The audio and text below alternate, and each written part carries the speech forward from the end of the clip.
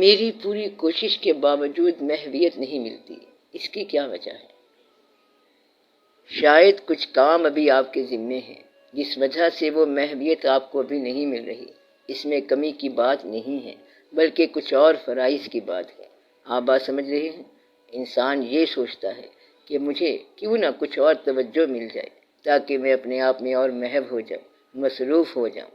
شاید کوئی ایک آدھ کام ایسا رہتا ہو جو آپ کے ذریعے ہو جائے، اس کے بعد آپ کو یہ توجہ بھی مل جائے گی۔ ابھی آپ کا یہ جذبہ جو ہے وہ بڑا مبارک ہے، مگر ابھی اس کو توجہ نہیں ملنی۔ ابھی آپ یہ خواہش ہی نہ کرنا، صرف آپ چلتے ہی چلو۔ کوئی ایسا کام جو ابھی آپ کے ہاتھوں سے ہونے والا ہے، چاہے وہ اپنا ہو یا کسی کا وہ ہو جانے کے بعد پھر آپ کو یہ توجہ اس ٹائم پہ ملے گی۔ اس میں گھبرانے والی کوئی بات نہیں ہے، یہ اللہ کے کام ہے۔ اللہ اگر انسانوں کو صرف اپنی طرف لگاتا تو پھر صرف اپنی طرف رکھتا۔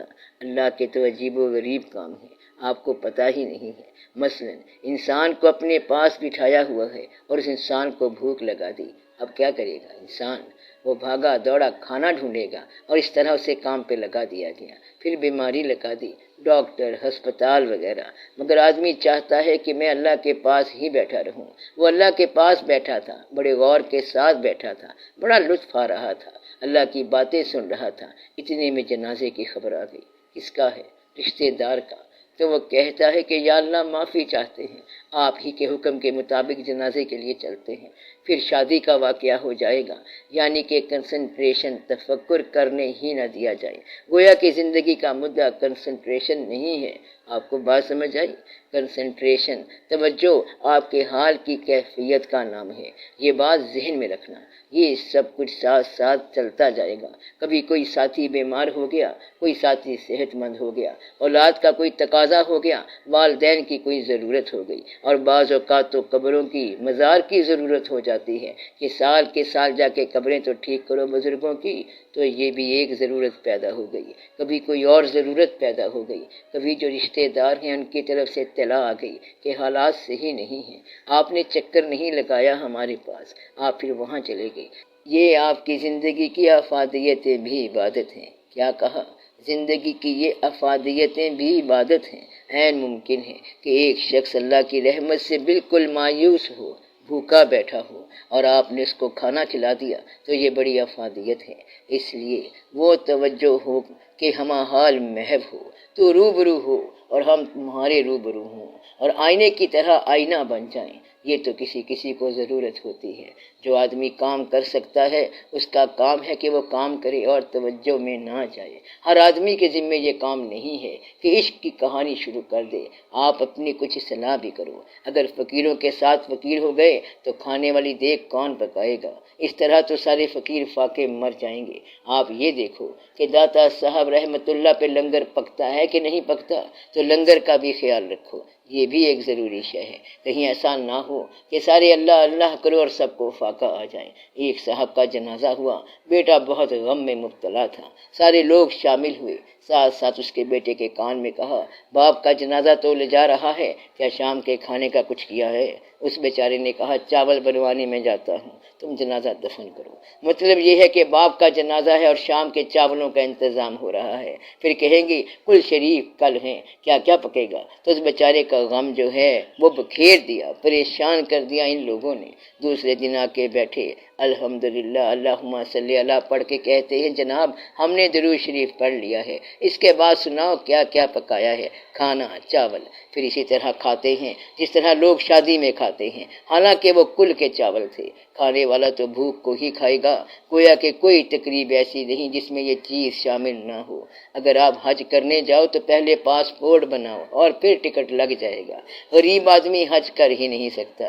گویا کہ حج کرنے کے لیے بھی پیسے جمع کرنے ضروری ہیں، بیٹی کے لیے بھی ضروری ہیں، اور دوسرے واقعات بھی ضروری ہیں۔ کوئی ایک کام کرو تو ساتھ ہی دوسرے کام کی ضرورت ہوگی کہ ہمیں پیاس ہے، کہیں کھانا ہے، کہیں یہ ہے، کہیں وہ ہے، تو یہ سارا کچھ چلتا جائے گا۔ اور ہم جب حج کرنے جاتے ہیں تو اللہ تعالیٰ بکرے ذبح کرا دیتا ہے۔ اللہ کہتا ہے کہ انہیں ذبح کر دو، اور پھر وہ بیچارے افغان مہاجرین کے کام آتے ہیں۔ اعتراض کرنے والا کہے گا کہ اب یہ بکرے کیوں ذبح کراتے جا رہے ہیں اللہ پاک؟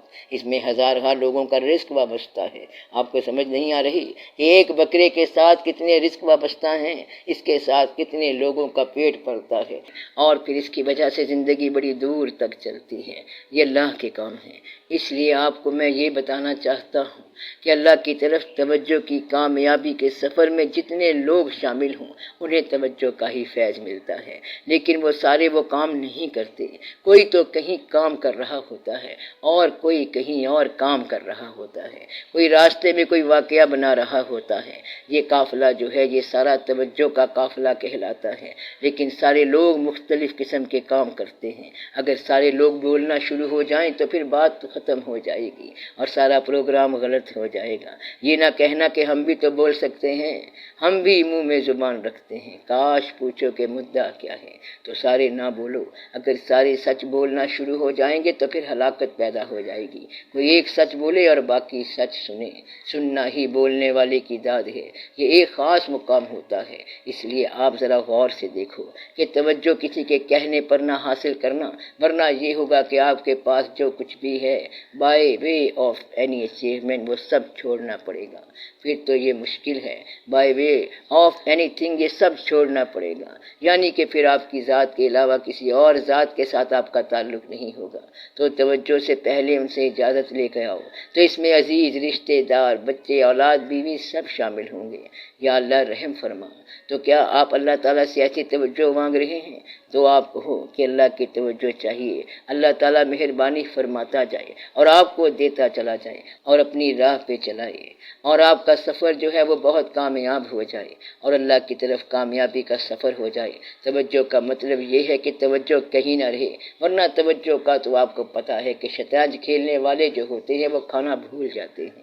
پھر اللہ کی طرف توجہ کرنا تو اس سے بہت زیادہ ہے۔ اللہ کی طرف توجہ کرنے والا 2 وقت کھانا کیسے کھائے گا؟ وہ کھانا نہیں کھائے گا بلکہ بھول جائے گا، سونا بھول جائے گا، کھانا بھول جائے گا، گھر کی راہ بھول جائے گا۔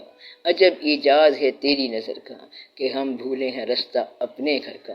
تو اللہ تعالیٰ سے یہ دعا کرو کہ یا رب العالمین اپنا فضل اور مہربانی فرما، ہمیں ہماری زندگی پہ راضی رکھ اور ایسی زندگی دے کہ ہم بھی خوش رہیں اور تو بھی خوش رہے۔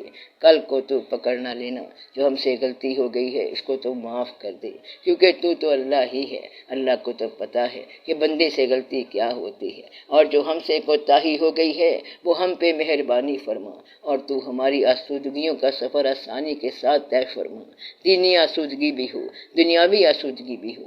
جن لوگوں کے حقوق ہم سے کسی وجہ سے سلب ہو گئے ہیں ان لوگوں کو قیامت کے دن ہمارے خلاف کھڑا نہ کرنا۔ آمین یا رب العالمین۔ یہ دعا یاد رکھنا، پھر کہو کہ جن لوگوں کے حقوق ہم سے سلب ہوئے ہیں یا اللہ تعالیٰ ان لوگوں کو قیامت کے دن ہمارے خلاف نہ کھڑا کرنا۔ آمین۔ ہمارے خلاف پیٹیشنر نہ بنانا۔ یا رب العالمین اس بات سے ہمیں بچانا کہ جن لوگوں کے حقوق ہم سے سلب ہوئے ہیں یا غلطی سے ہم نے ان کے ساتھ زیادتی کی ہے اس کی ہمیں اس دنیا میں معافی دے دے، اور یہ بھی نہ ہو کہ ہمارے ساتھ ویسی ہی زیادتی ہو، کسی طریقے سے اس کو معاف کر دے تاکہ جو ہم سے زیادتی ہو گئی ہے ہمارے ساتھ ویسی زیادتی نہ ہو، یعنی جو ہم نے لوگوں کے ساتھ کیا ہے لوگ ہمارے ساتھ ویسا نہ کریں۔ تو ہمیں اللہ اتنا معاف کر دے۔ یا اللہ ان لوگوں کو یہاں معاف کرنے کی صلاحیت عطا فرما، میرے مخالفوں کو معاف کرنے کی صلاحیت عطا فرما، اور تو مجھے میرے مخالفوں کو معاف کرنے کی طاقت عطا فرما، تاکہ قیامت کو تیرا دیدار ہو تو کہیں وہاں پر ہماری مخالفت کے جھگڑے نہ ہوں، یہ نہ ہو کہ وہاں کسی کا حق نکل آئے، یہ نہ ہو کہ ہمارے پاس کہیں کسی یتیم کا حق نکل آئے، کیونکہ پھر اس پہ اللہ تعالیٰ نے کہنا ہے کہ تمہارے پیٹ میں آگ آ گئی اور تمہارے پیٹ میں آگ ہوگی، یعنی کہ یتیم کا حق، یتیم کا مال کھانے پر اللہ تعالیٰ بہت ناراض ہوتا ہے۔ اللہ تعالیٰ سب کو معافی دے دے۔ ہمارے جو بھی اعمال ہیں، نیک اعمال، بد اعمال جو بھی ہیں، نیکی کی بھی ریاکاری ہم سے ہو جاتی ہے، بس ہمیں تو اپنے فضل کے پاس رکھ اور ہم پر آسانیاں نازل فرما، ہمیں تو دین و دنیا کے اندر خوش رکھ۔ آمین یا رب العالمین۔ یا رب العالمین 4 دن کا تیرا میلہ دیکھنے آئے ہیں، رہنا تو ہم نے ہے ہی نہیں، رو رو کے میلہ دیکھا تو کیا دیکھا، یہ سب خوش ہو کے دیکھا کرو۔ آرزو کا سفر ہمیشہ رونے والا سفر ہے، آرزو سے بچو، حاصل کرو جو مرضی کرو، خواہش نہ کرنا۔ آپ کو میں سمجھا رہا ہوں، کیا کہا؟ پیسہ کماؤ جتنا مرضی کماؤ لیکن لالچ نہ کرنا۔ کمانے اور لالچ کرنے میں کیا فرق ہے؟ کمانے والا کمائے گا اور خرچ کرے گا، لیکن لالچ والا خرچ نہیں کر سکتا۔ کما کے بے دریغ خرچ کر دو تو سمجھو یہ لالچ نہیں ہے۔ کما کے جو رکھتا ہے وہ پھر لالچی ہے، اس کے اوپر گرفت آ جاتی ہے۔ اس لیے تمام حاضرین مجلس تمام کے لیے دعا کریں، اللہ تعالیٰ سب پہ مہربانی فرمائے، چھوٹی موٹی مشکلات سے بچائے، زندگی آسان فرمائے۔ صلی اللہ تعالی علی خیر خلقہ و نور عرشہ محمد و آلہ و اصحابہ اجمعین برحمتک یا ارحم الراحمین، آمین یا رب العالمین۔